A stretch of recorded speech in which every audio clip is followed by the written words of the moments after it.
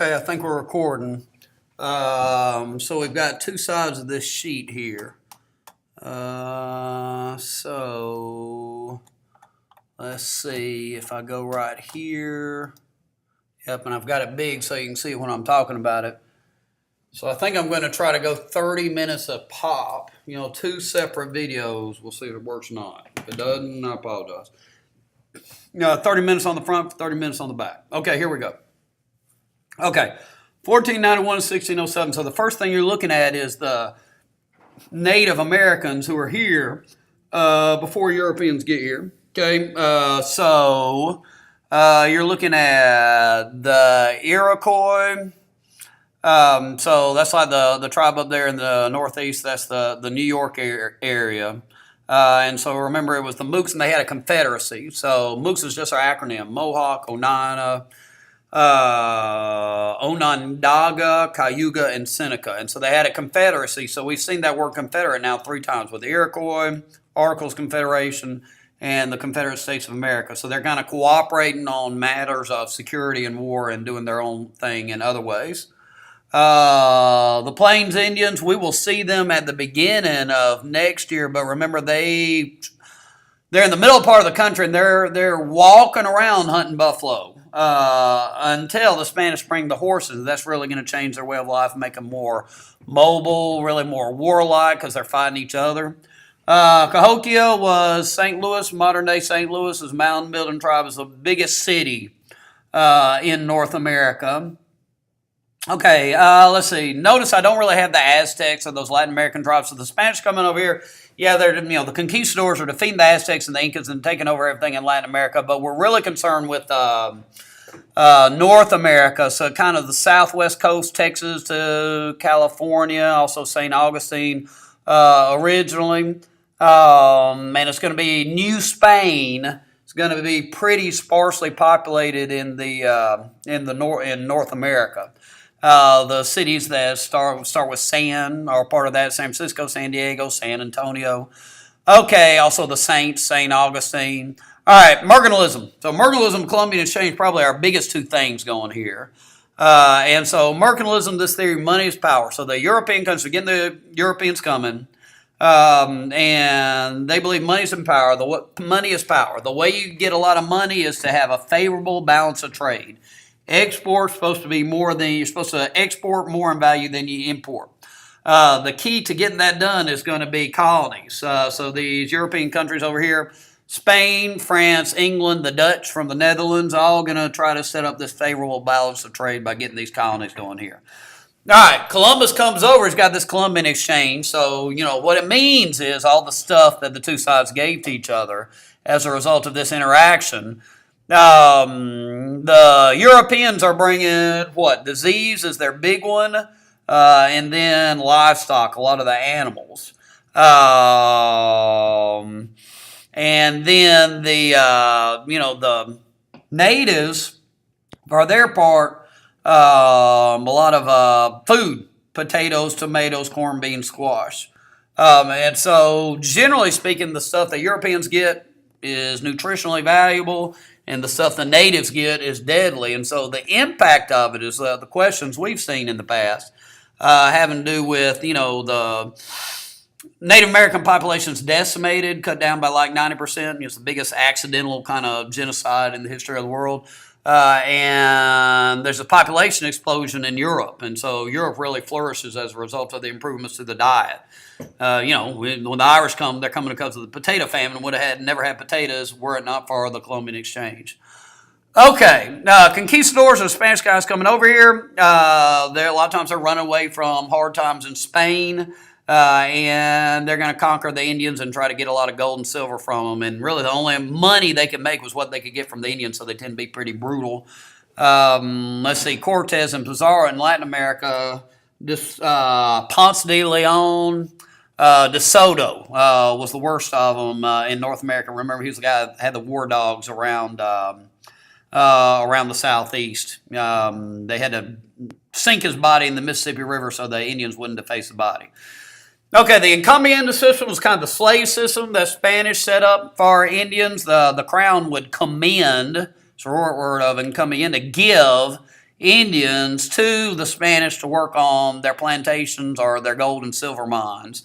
And a lot of times these Indians that didn't die of disease got worked to death, and so they got to turn to other forms of labor. The hacienda system tends to be in the Southwest. It's kind of more of a ranch than a plantation. And priests tend to work in these missions in the Southwest where they try to convert the natives. And so the Spanish, on the one hand, are brutal to the Indians at the get-go, but over time they become a little more gentle, especially after the Pueblo Revolt in the Southwest, which when they come back and take over in the Southwest, they're promising to respect Native American ways of life. All right, Las Casas and the Black Legend is he was a priest writing about. Hey, I apologize, I got to blow my dang nose. Writing about how terrible the Spanish are in their treatment. He saw a lot of Indians being executed because they wouldn't become Catholics. So he wants the Indians to be treated better. Ironically, one of his proposals was to bring over African slaves. But he's the first guy really speaking out against the Spanish treatment of the Indians. Now, the British really like it because it makes the Spanish look bad, but, when you start looking at treatment of the Indians, the British want the land and end up being, probably worse than the Spanish, with the French kind of being the nicest because the French didn't bring that many people to Canada, New France, and so, they traded and treated the natives better. All right, I'm going to pause. You can go back over it. You can fast forward.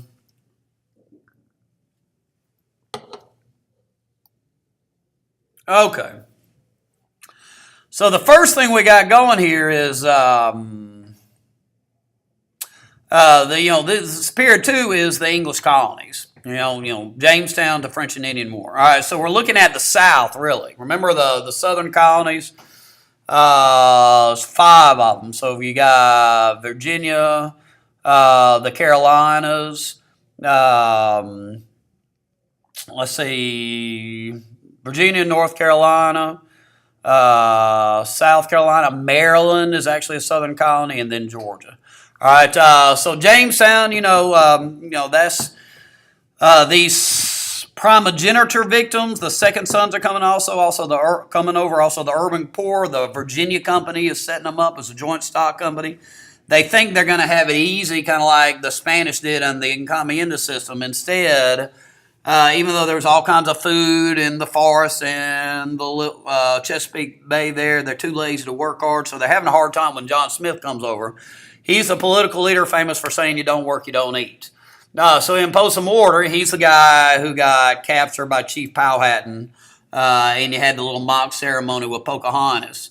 But then he leaves. So John Rolfe is really the economic savior of the place. So he introduces tobacco to it. The starving time probably should be between the two Johns. The starving time takes place after John Smith leaves. It's where you got people eating everything they can, including each other. That got the one guy killed his wife and ate her. Okay, but Rolfe introduced tobacco, and it's important for 3 reasons. It's going to save the colony. It's going to ruin the Powhatan because they're going to need their land. It's really going to cause slavery because it's a labor-intensive crop, needs big plantations. All right, let's get rid of that DI if I can. It's the 3 Ds, the Powhatan. So it's disease, disunity, and disposability. So, they don't have the antibodies, so they die in large numbers. Natives never really can unify against the colonists. And then indentured servants, they're working on the tobacco plantations for a set amount of time. 7 years is often the time. A lot of times they didn't survive to 7 years, but after 7 years they'd get their land. But then Jamestown runs out of land, and so you got a lot of, it's common man farmers, many of whom are former indentured servants, moving out there to the frontier, and they're scared of Indian attacks. They get mad at the government. So that's Bacon's Rebellion. And so led by this elite landowner kind of fellow, Nathaniel Bacon, they marched on Jamestown and burned it. It only ended when Bacon died. They were mad at Berkeley, remember, was the guy who wouldn't help them out. All right. The other southern colonies, North Carolina's common man tobacco farming. South Carolina's rice plantations, that's pretty rough plantations, larger number of slaves. Maryland is Catholic. You got the Toleration Act, but it's also it's tobacco plantations, very similar in latitude to Virginia. And then Georgia's a buffer colony. Oglethorpe, kind of this noble experiment here. Originally, weren't going to have slaves or drinking, but then everybody moves to Charleston instead of Savannah. All right, so then we move our way up. Originally, as we may remember, the New England was a Bible Belt. All right, so the Pilgrims were the first to come in 1620. They're settling in Plymouth. And so the first Thanksgiving is when they survived the winter. Squanto and Massasoit's helping them out. But 10 years later, Massachusetts Bay is a little more important. Its most famous leader was Winthrop. Very successful political leader, called the place a city on a hill. It's this, the whole world gets a new start. It's going to be this perfect place. And remember, both Pilgrims and Puritans believe in predestination. A Pilgrim is a separatist. A Puritan wants to stay in the Church of England and purify it. But they believe God's decided whether or not they're going to heaven, but God hadn't decided whether or not the crops are going to grow. And so if they don't honor God, they're not going to flourish as a colony. So they can't tolerate any religious dissent. So Roger Williams and Anne Hutchinson are two people who get kicked out. Remember, Anne Hutchinson's the lady who says God's talking to her, and she bamboozled her inquisitors with her antinomianism. She went to Rhode Island. Roger Williams is the founder of Rhode Island, and Rhode Island's the most religiously tolerant of the colonies. Absolute separation of church and state. All right, Great Awakening and the witch trials, kind of cultural stuff going on then. The Great Awakening kind of in the 1730s, about 100 years before the Second Great Awakening. The first one was about getting to heaven, so like the little acronym about it was Pope, and you have the two traveling preachers, George Whitefield, Dalton, the county, Whitfield County is named after him. Jonathan Edwards, who's famous for Sinners in the Hands of an Angry God. And so our acronym was Pope. They're questioning predestination. It's these new old lights versus new lights. These new light preachers are coming to town, challenging the old light preachers, saying they're not really fired up about their religion. It's emotional religion. All right, privilege versus equality. The old lights were pretty well off, and the new lights are kind of frontier preachers. And then it's emotional services. And really, if you go ahead and go to your comparison contrast, the Second Great Awakening is more about bringing heaven down to earth. The abolitionist movement's coming out. A lot of reform movements. Both of these Great Awakenings can be said to be a cause of the war. The First Great Awakening, you're questioning the Church of England. So a generation later, you got colonists questioning the government of England. Second Great Awakening, causing the abolitionist movement, and so many people, when they critique slavery, were doing it in Christian terms, including, finally, Lincoln, in the Gettysburg Address, and especially that second inaugural. All right. Finally, you've got Pennsylvania. The middle colonies. All right, so the middle colonies, the most important two of them are Pennsylvania and New York, and these are the most diverse colonies. New England had almost no diversity. Everybody's English, and the Puritans don't want to tolerate religious diversity. And the South has the two races, blacks and whites.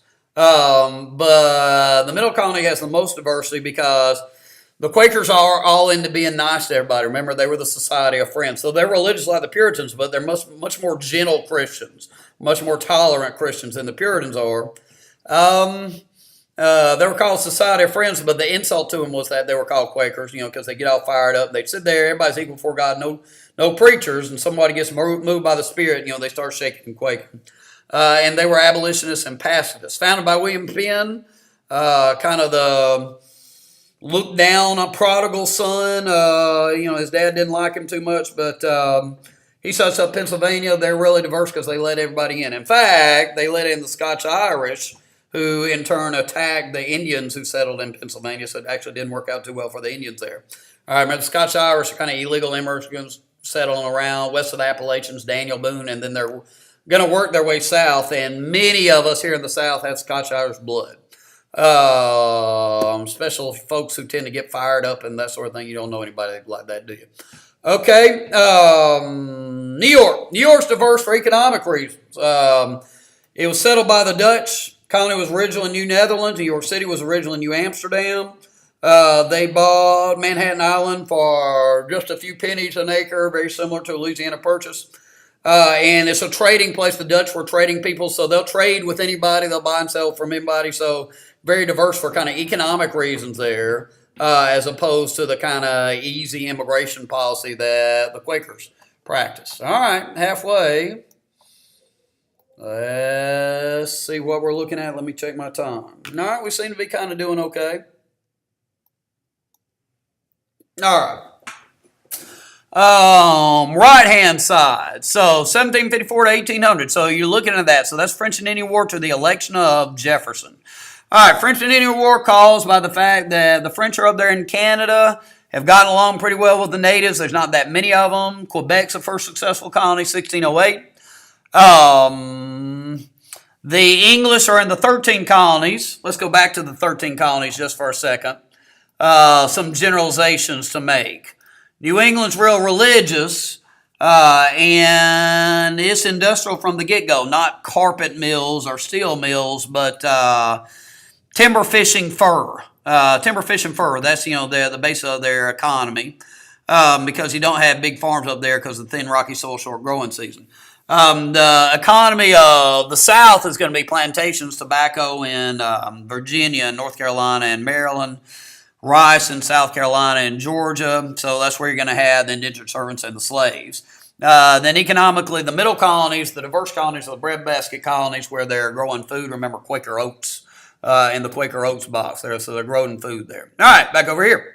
Where are we going? Let's work our way up. There it is. All right, so the English are in the 13 colonies. They're fighting over the Ohio Valley, which is today the site of the city of Pittsburgh, where three rivers come together. The Ohio River, the Allegheny River, and the Monongahela River. You remember that?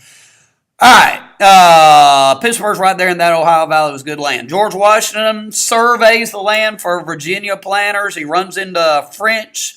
He wins at Fort Duquesne. Then he builds a fort by necessity. Fort Necessity. It wasn't much of a fort. It was about 4 feet high. It's a fence. It's a wall, basically. And he loses there. But he fights bravely in the war. Remember when he's fighting with Braddock, he said the bullets had a charming sound. So he fights well, and later on he's going to be rewarded for that. All right, William Pitt is the hero of the war. He's Prime Minister of Britain, sent a lot of soldiers to fight in the war, and really the British won for that kind of numerical reason. The Treaty of Paris. I'm sorry, just got a text from my son. The Treaty of Paris, the big thing about it is going to be that the big winner is England, so they get all that land. They get Canada, and they get the 13 colonies. But it's creating this big debt for them. So along comes all these laws. All right, taxation without representation. And so it wasn't that the tax burden was that high. Colonists paid less in taxes than people did in Britain. Colonists had a higher standard of living than people did in Britain. So they weren't being starved or anything by the taxes, but they didn't have any representatives in Parliament. Okay, so you're going through the laws. Stamp Act's tax on paper. Lots and lots of stuff made out of paper. The sons and daughters, so it is costing them quite a bit, and they don't like the lack of representation. So the Sons and Daughters of Liberty formed. The Sons of Liberty are intimidating tax agents. They're boycotting British goods. The Daughters of Liberty are making the clothes so that they can boycott the British goods. The British are backing down. They repeal the Stamp Act. They have the Declaratory Acts. So then they pass the Townshend Acts, our favorite because it's bouncy, tax on glass, lead, paper, paint, tea, which results in the Boston Massacre, 5 colonists getting killed. They had the Paul Revere engraving of the thing. It's propaganda. But they backed down and they got rid of the tax on glass, lead, paper, and paint. So the Tea Act is kind of like the second version of the Declaratory Act. We still can control stuff around here. So they gave monopoly to the British East India Company. And that made the colonists mad, so they're going to dump all the, however many, $5 million worth of tea overboard? I can't remember the dollar value. But that's the Boston Tea Party. That really flusters the Britain, so they do the Intolerable Acts. Looks like Intolerable Acts is not in there, but Intolerable Acts is a pretty big deal. Let's put that in there, shall we? Close the ports and legislatures. Dr. McKenzie, that ain't no good, be adding crap. Yeah, you're right, I'm sorry. Ain't no way to be. I'm a hater. Okay. Okay. So then you've got the First Continental Congress. You know, they're sending a hating letter to England. They're also getting ready for a fight. So they start storing weapons. So the British hear about that, so they send the British to come to get the guns in Concord, and the troublemaker, Sam Adams, who was the leader of the Sons of Liberty, plus John Hancock was really rich and leading smuggler. All right, Declaration of Independence, 1776. After Lexington and Concord, the big three on it: Thomas Jefferson, John Adams, Benjamin Franklin. Also, you got a guy named Sherman and Livingston on it. Adams told Jefferson that he was the best writer and he was less controversial than Adams at the time, so he got Jefferson to do the writing. It's very much an Enlightenment document. The Enlightenment thinkers felt like you ought to use your reason rather than relying on faith alone to solve problems. Also, Thomas Paine, he's writing Common Sense. He's very much of an Enlightenment thinker. All right, battles. So what? You got the Battle of Bunker Hill. That was that little, the colonists had to leave the hill when they ran out of stuff. But the first big, it's a big success for the colonists, or for the United States at this point, when Washington crosses Delaware Christmas night to get the Hessians, who were caught by surprise. But he's showing his commitment. Nasty, nasty weather when they're crossing that Delaware. He's also helping the American Army through the winter of Valley Forge, 1778. Guys wanted to run away. Lafayette and von Steuben helped train him. Lafayette's his right-hand man, and von Steuben's like a good military guy with training, kind of like what McClellan was during the Civil War. Battle of Saratoga is the turning point of the war. After the British are defeated at Saratoga, France agrees to help. So the Revolutionary War is really kind of France and the United States against the British. Benjamin Franklin is important. Helped write the Declaration of Independence. Also went to France and negotiated for French help. Remember, he dressed up as kind of a common man with a coonskin cap.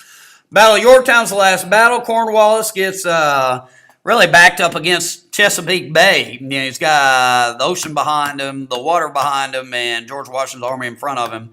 And the French can temporarily control the seas, and so he surrenders there. The Treaty of Paris 1783 is going to be the opposite of that first Treaty of Paris. This time, England's the big loser. The 13 colonies are independent country, plus they get the Northwest Territory there. All right. Articles of Confederation is our first plan for government. See how much more we got on this front sheet. Not too much. We're doing okay. Let me check my time. Doing okay. All right. Let's see.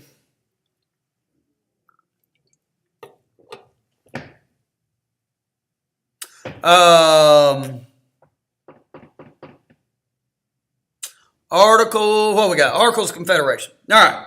The Articles of Confederation was first plan for government. Set up a government that was too weak.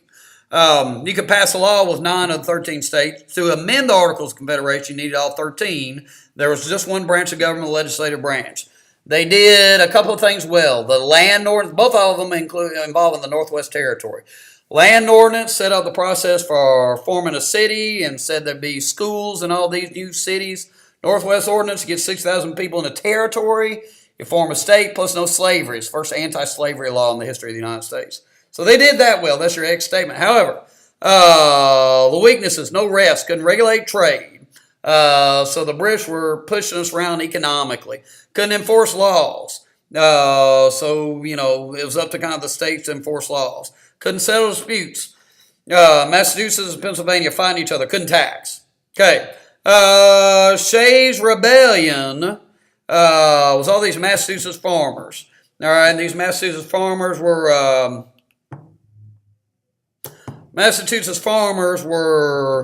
taxed heavily in Massachusetts. They're losing their farms after they had fought for their country. Daniel Shays was a veteran of the Battle of Bunker Hill. So they start busting their buddies out of debtor's prison. They're marching on Springfield and Arsenal in Springfield. Then they're going to turn around and march on Boston with their guns. That's what they were going to do. Okay.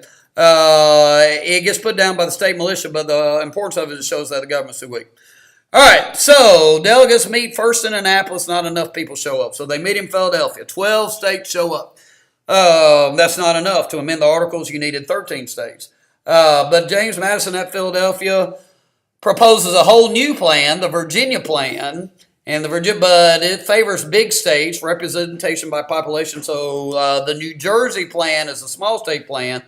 Those two plans for representation get put together in the Great Compromise. Today, the House of Representatives based on the Virginia plan. California's got a lot of representatives. Small states don't. Whereas the Senate, all states are equal. All right. Federalists and Three-Fifths Compromise and Slave Trade Compromise, both over slavery. Slave Trade Compromise said that slave trade would keep going for 20 years, ends in 1808. Three-Fifths Compromise says that slaves 3/5 of a person, racist, but it also does what? 3/5 gives extra electoral votes to southern states. So remember, 4 of our first 5 presidents from Virginia. Federalists and Anti-Federalists. All right, a Federalist, somebody who's for the Constitution. They thought it was a good plan. Anti-Federalists were against it, felt like the government was going to be too strong, going back to the days of Britain. Specifically, states' rights and people's rights would not be respected, so the Bill of Rights was added there. You'll hear echoes of states' rights later on in our history. The nullification crisis, also the Confederacy. The government be too far away. It'd be a remote government, plus the president be too much like a king. The electoral college be undemocratic. All right, so in order to win over New York anti-federalists, you had to have the big-time places going along with it. They already had their 9, but they needed Virginia and New York. So to give the folks in New York, Hamilton, Jay, and Madison wrote the Federalist Papers. In Federalist 10, Madison's really arguing for a large republic where the factions are spread out. And then in 51, where he's got the famous line of men were angels, no government would be necessary. So angels would govern men, neither internal or external controls be necessary. In other words, it's the just right government, not the too weak, not the too strong government. You got a strong government to control the people, and you got the checks and balances and elections to control leaders. All right. So it looks like, let's see what we're looking at. So I see the word Washington down there. So let's hit skip and get Washington down there. All right, and I'm going to stop it because I'm scared that if it goes over 40 minutes, the dang thing won't go. So what do I need to do? All right.